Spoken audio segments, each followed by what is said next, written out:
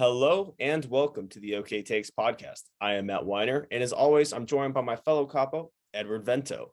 As of 1:46 p.m. West Coast time, Illinois, UTEP, Fresno State, San Jose State are shoo-ins for the college football playoff. They are the four greatest teams the country has to offer. So we're going to start the show off in a little bit of a different direction. We're going to reminisce about Lee Corso and game day because it looks like it might be the end of an era.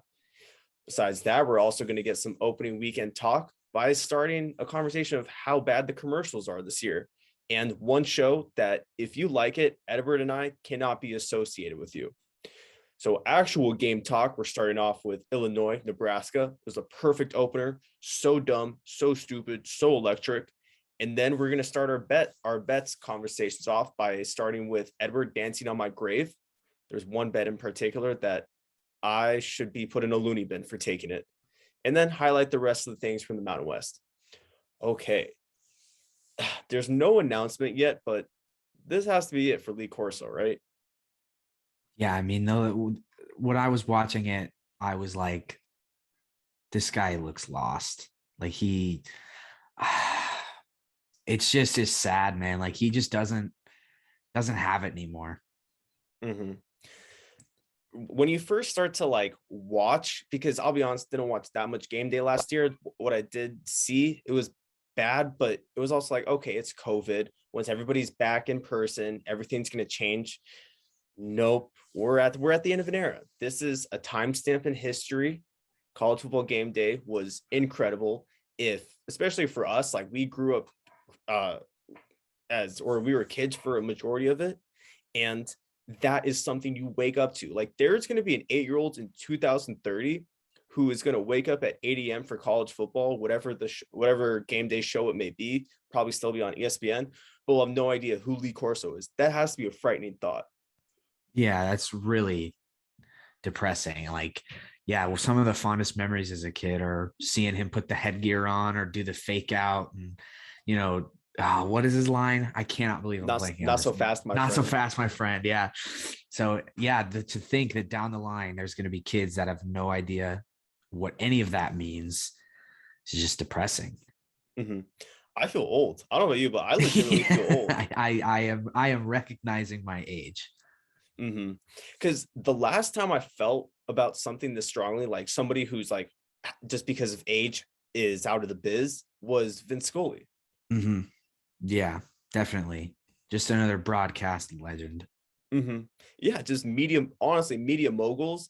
But then like Lee Corso, you see as a media mogul, but then like Vince Scully, because he was so great at his job for color broadcasting, like he turned something that many perceived as boring into like a movie by just being such an incredible storyteller and poet. Whereas Lee Corso was just doing dumb shit and it was kind of the opposite. But he was like a thrilling moron because at his best it seemed like he was cutting promos for WrestleMania. Like you could swap Goldberg and Shawn Michaels for the U in Ohio State and it's the same concept. Yeah, no, you're totally right about that. That's a spot on way to contrast the two guys and how different they are. But yeah, I mean, like when Lee Corso said dropped the F-bomb one time when he threw the headgear to the side and grabbed the other one, like it's just so many memories of him. And like, it's going to be sad to see him go. Because you need that to start football. You need it to seem like there's a group of humanity that's on the line. Somebody will die if it's Georgia versus Alabama. If he's in Tuscaloosa and he's rocking with the Bulldogs and puts like the spiked up chest pads on with like the spikes on the shoulders, then yeah, you think that he will get hit with an angry mob. Yeah. It was always funny because he never came to UCLA because they never had any chance of having game day. But I always was like, man, I wish he would go to UCLA for a game day and pick us. That also is like kind of sad because everybody, if you're a fan of a team within the Power 5 and maybe a Group 5 team, maybe if you're like Boise State, you have a memory of him picking against you and picking for you. Yeah, and I'm pretty sure he has at some point gone to like UCLA, Oregon, but I don't think it was at the Rose Bowl. I think it was in Eugene. but I don't recall him going for a UCLA game at the Rose Bowl. And the biggest difference we see now that makes it just so sad, because like literally watching the end, this is it. We were watching the end of something that meant so much to us as children, is how he's like kind of being treated by Kirk Herbstreit, because there was a time where Kirk used to pummel him. Like when he would throw on the headgear, it was hilarious because it was two dudes roughhousing. It was guys being dudes. Yeah, definitely. And now, I mean, what Kirk was like checking the notes to make sure everything he was saying was correct. And like, he's kind of like holding his hand through it now. Yeah, because I saw he had like a 2-minute, Kirk on his Twitter dropped like a 2-minute clip of him saying what's up to Corso and going through his picks. And he was kind of treating him like he had special needs. He's doing that like really patronizing thing where he'll ask him a question and Corso will answer it like with the four, like he asked them, who are your 4 teams in the playoff? And then he did this thing where he repeated the same 4 teams like, oh, wow. Yeah, that's tough. That's tough. And then like when he was doing the pick for because it was North Carolina, oh shoot, blanking, but it was 2 of the HBCU teams, and he picked Alcorn State. And like as because he threw on the helmet, he had like the Steve McNair jersey on, and he had to have somebody help him take his sport coat off. Yeah, I saw that video. It was kind of cringe. And then he had like the big helmet, and Kirk and Eddie George had to like raise it so you could see his face in it. He just looked like a 3-year-old. Yeah, because I just can't get over it, because I was so depressed from it that I had to go watch like a 20-minute clip of the best of Lee Corso, like best college football game day moments. There is one clip of him, and he'd probably get canceled for this now, but yeah. He was Corso was picking Florida State over Clemson, and you see him coming to the stage dressed up as a Seminole, hence the canceled part. But when he got to the stage, Bill Murray body slammed him and started giving him the people's elbow on a piece of turf that had like Clemson's logo on it. Like jumping up and down, just landing blows. It's pretty much, it was more than WWE, because it was real life shit. Bill Murray wanted to murder Lee Corso. Yeah, it's awesome. That's sad. Sad times, man. Age, it sucks. Getting older sucks. He's 86 though, so it was going to happen at one point, because there's all those guys where it's like he's got to retire at some point. Like he can't be going on and on and on. You say that when he's like 75 and 80. No, that time is actually here. Yeah. Hashtag cancel getting older. Yes. Cancel age. Yeah. I'm here for that. Yeah. All right. And then we have the first slate of commercials. So it happens every single college football season, where we take the summer off from watching like CBS, unless you're watching golf, like CBS, NBC, Fox, ABC, and you forget about how awful sitcoms are.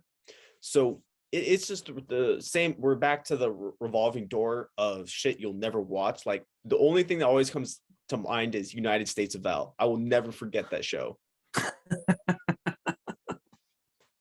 And God. Mike and Molly.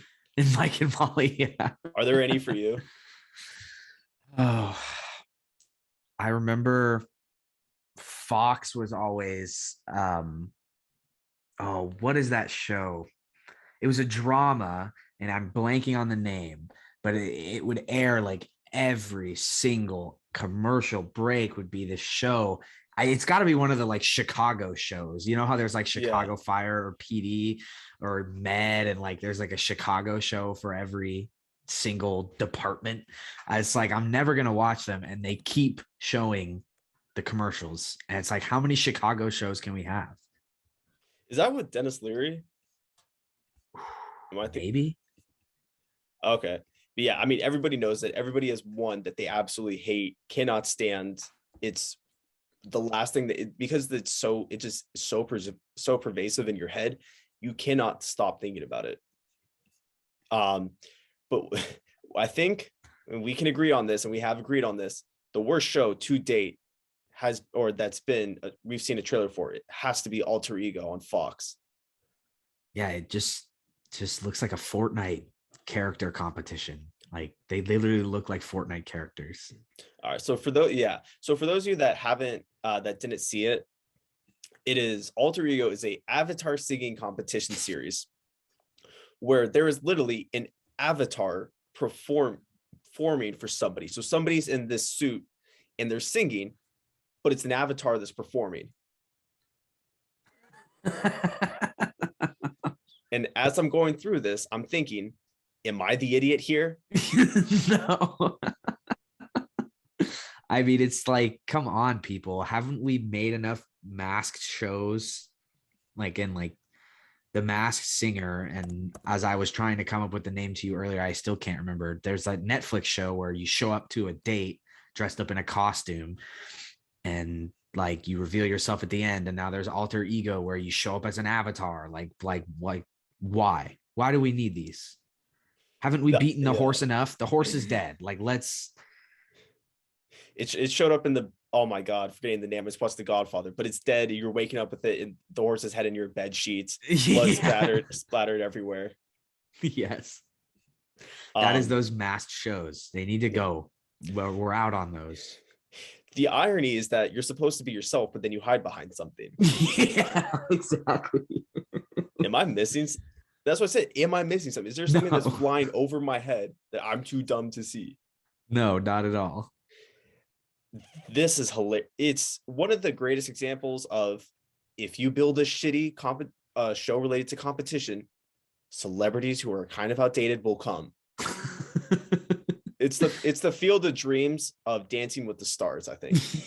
Yeah, definitely. It's hosted by Nick Lachey. Grimes is one of the other judges. will.i.am is one of the other judges, and I haven't recognized the other two. One is Alanis Morissette, and the other Alanis Morissette. Oh, okay, Alanis Morissette, and then Roxy Diaz. No clue, but will.i.am. God damn, will.i.am and Lee Corso, rest in peace. Yeah, God. Also, how much money did they pay Tucker Carlson to not live tweet about this? Oh God, like we're name dropping Tucker Carlson now. It's fucking hilarious though, because this is the same network that has Fox News. I'm surprised they didn't get him to host it. Yeah, I'm sure he would love to. He would take that offer in a heartbeat. Yeah, Jesus. All right, so now actual game talk. Nebraska versus Illinois. What a start. Just good, dumb Big Ten football. The first quarter ended at 2-0. There is nothing dumber than that. They were playing the wrong football. Yeah, exactly. They were playing football. Yeah, we have to go to the safety. That safety was one of the worst. So first points of the season, I should add, the first points of the season was on a safety that was, you had, like, the guy returning it had to be drunk. You had to have been drunk to not let that go in the end zone. Yeah, I mean, God, just a boneheaded play. It's like it's the textbook early season error. Like, just so funny, just so bad. I loved it though. Yeah. I loved every second of it. Well, it's also like the textbook Scott Frost, you are fired. Because when you open your season like that, and then you have it end at the, like, pretty close to the quarter, and then you give your fans time to think about it from quarter commercials. We all know quarter commercials are longer than like the TV timeout commercials from the regular TV timeout commercials. I can't imagine what it was like to be a Nebraska fan and realize this is the season we have. Like, these are fixable mistakes. Yeah. I mean, it's bad. And I mean, not to add, they also had 2 missed extra points. Yeah. Rough week for special teams. I'll get to that. But yes. Yeah. I'll get to more of that later on. For somebody who's on the hot seat, you can't lose like that. You can't. No, you really can't. And I mean, I don't know much about Scott Frost, but I do know that job security is not next to his name right now. No. And that's not, it's not a good thing when you're 2-0 down in the first quarter of your hot seat season from a safety on a kick, on a punt. He's kind of, and we'll wrap up with this thought, but you kind of, I'm not sure about like the alma mater thing, if it's really going to work. I think he's the example of why maybe you shouldn't want your head coach to be the same guy that won a Heisman, brought you to a national championship, was there during the good old days. Maybe he was just maybe you should just leave him as a quarterback during the good old. That's all he is. He should have just been a quarterback during the good old days. Move on.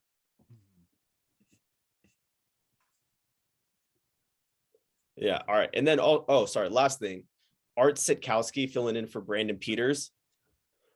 What a name. Yeah, that's all name team. Mm-hmm.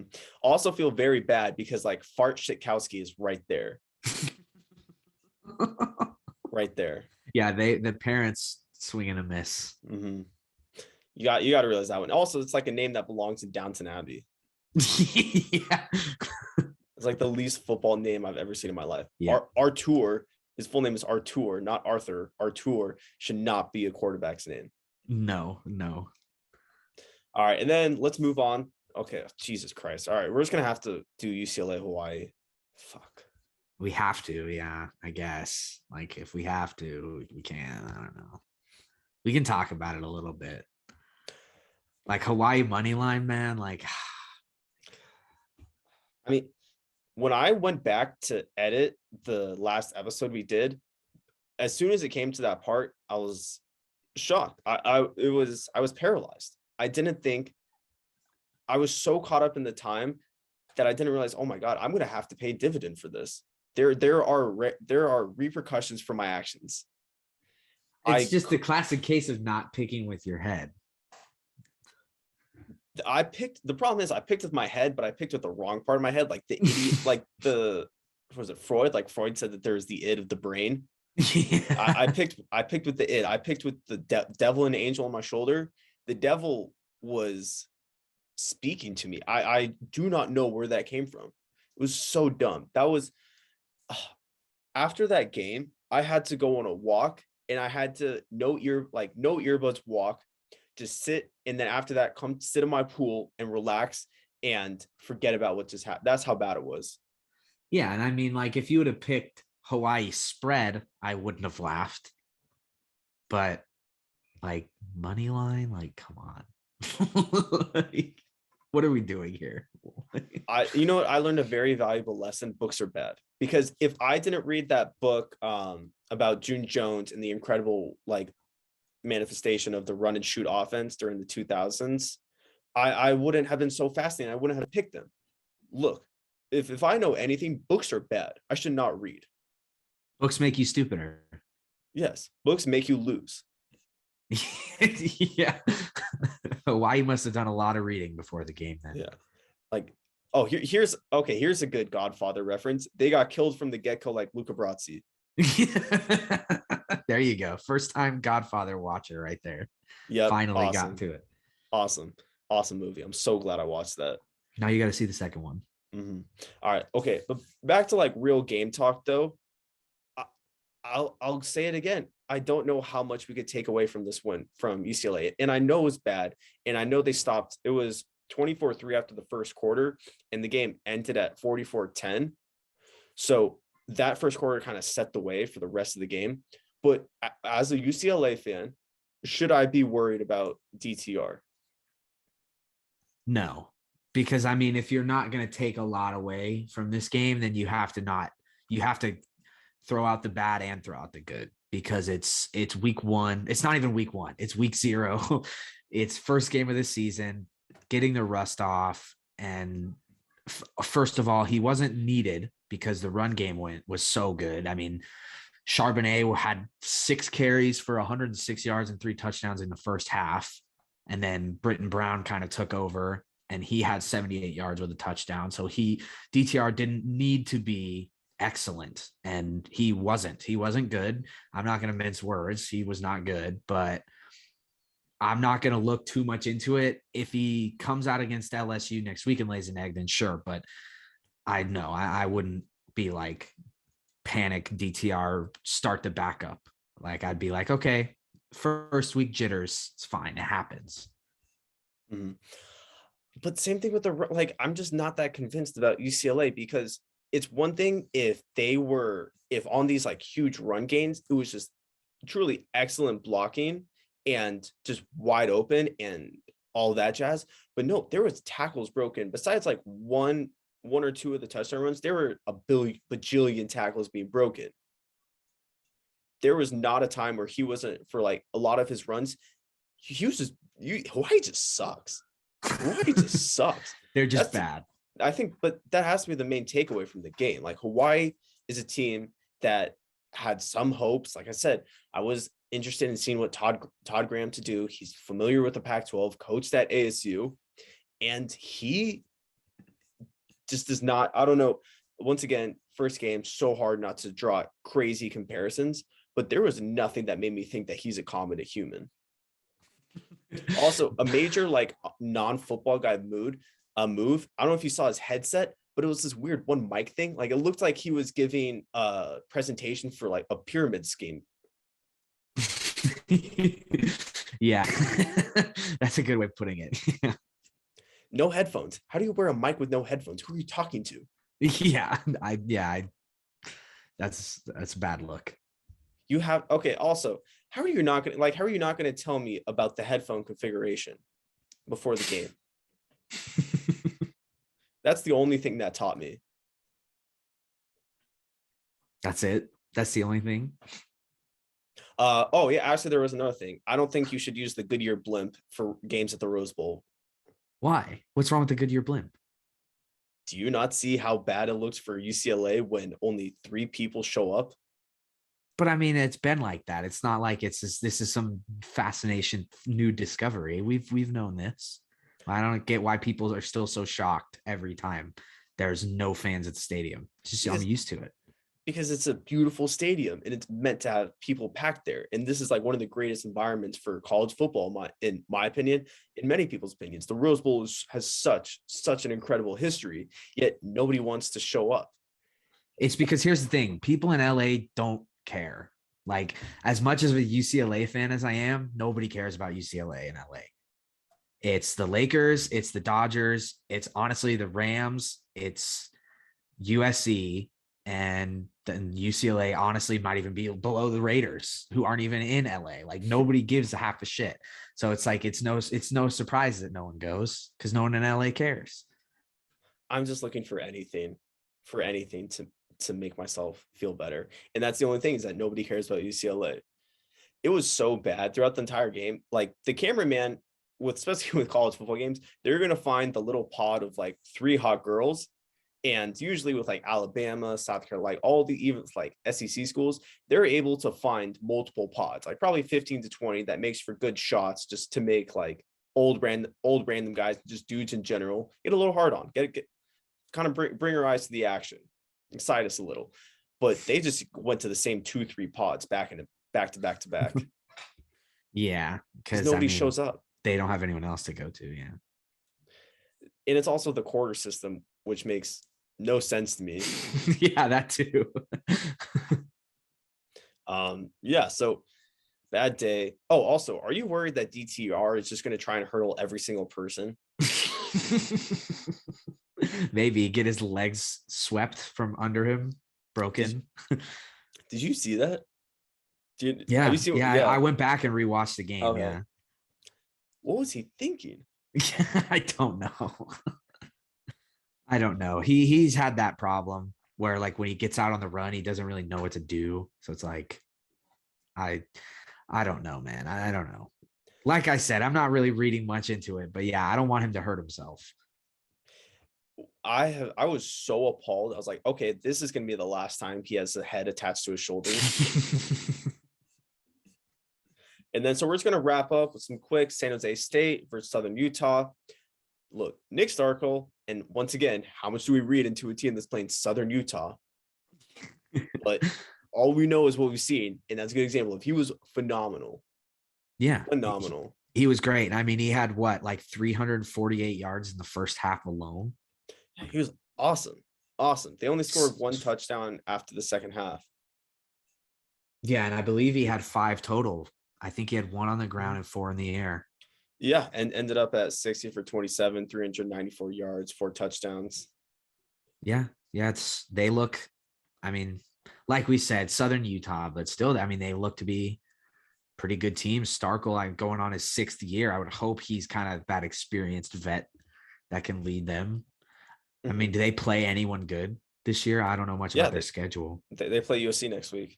Ooh, are you worried about that at all? I don't know. It's kind of hard because I'm going to actually be attending. Oh, So fun. I'm really pumped for it. But then part of me is I kind of want to pick San Jose State spread.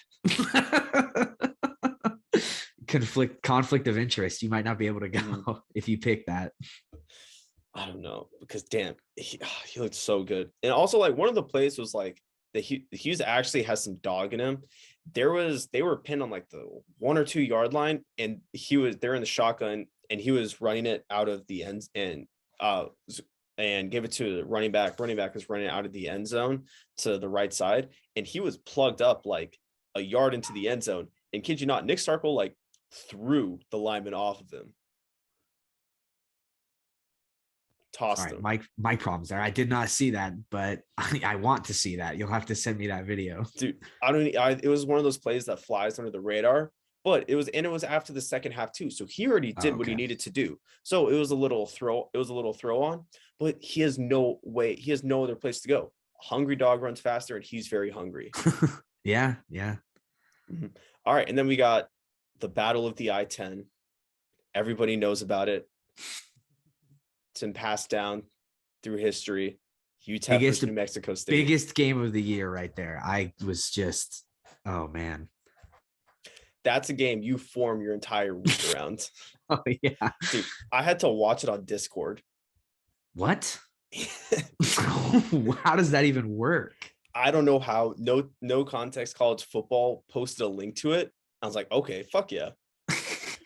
Like, I think it was so perfect, and I didn't do this. This is true, not coincidental, but right before that game started at 6 my time. So I went to Islands to pick up a burger for my mom and I before. And as I walk into the restaurant, like I'm kind of panicked because I want to watch the start of the game. And since I found the league, I was super pumped. There was no network was showing it, and I was in a rush, and I'm a little bit freaking out. And I see just a stunning couple, both stunners, just 10 out of 10s. Like, yup, this is where I'm at. The segment wrote itself. Hey, I mean, that's what happens, man. At Islands, you run into those kind of people. Yeah. Awesome fries, though. Island fries are undefeated. With that seasoning. Oh, yeah. Awesome. Elite fries. Mm-hmm. And then we're just going to wrap up with some Fresno State versus UConn. It was so hot that I now know to always pick, if there's from Connecticut, Rhode Island, Massachusetts, if I don't even know if UMass is still around, but if any of those schools come down to the West Coast first week 0, you pick spread of the team that's on the West Coast. Yeah, definitely. I mean, Haener, the QB, is that how you say his name? Mm-hmm. God, he looked good, didn't he? He was awesome. Dude, the field, I have it right here. The field was literally 154.2 degrees Fahrenheit. That's wild. How do you play on that? I have no idea. They had to. I saw one tweet. I can't find it right now, but they were talking about how trainers were prepared to bring new cleats for the players in case the bottom of their cleats melted. Oh, Jesus Christ. What a way to welcome back a team that hasn't played since November of 2019. Mm-hmm. Bumfuck Connecticut. Yeah. God. Damn. And what a day for the Rivers. So Ronnie Rivers breaks a touchdown record at Fresno State. And then his younger brother, Devin Rivers, gets an offer from Fresno State that same day. Oh, wow. That's awesome. Mm-hmm. And now that football is back, buff dads that used to play in the league are back. Yes, those are always the best. The pan to the crowd. He's clearly just the odd man. He looks like the Rock standing amongst a bunch of normal guys like us. Mm-hmm. Because like the last time we saw buff football dads was draft day, and now they're back in action. They're back, baby. And they're even more intense now. Yes, they're allowed to just go for it. That's why one of the buff dads are one of the greatest parts about football. Oh yeah, always awesome. Because clearly the apple didn't fall too far from the tree. Mm-hmm. When you see where the guy got his guns from, It all starts to add up. The equations start to make sense. The right side is the same as the left side. Yep, it's clicking. The hamster is chugging along the wheel. All right. That will wrap up. Episode 22 is now in the books. Episode 21. Kershaw. Oh, is it 21? Yeah, it's Bueller. 21. It's 21. Bueller, yeah. The Bueller episode is in the books. Thank you guys so much for tuning in. If you'd like to follow myself on social media, on Instagram and Twitter, you can find me at MattWeiner20. If you'd like to follow Edward on his social media, you can find him at Edward_Vento. But who cares what we have to say? If you'd like to follow OK Takes, you can find us on Instagram, Twitter, and TikTok at OK Takes Pod. That is OKAY Takes Pod. OKAY Takes Pod. Takes 2 seconds. We appreciate it tremendously if you helped us out by giving us a follow and like and subscribe to the podcast as well. Thank you guys for tuning in and have a wonderful day.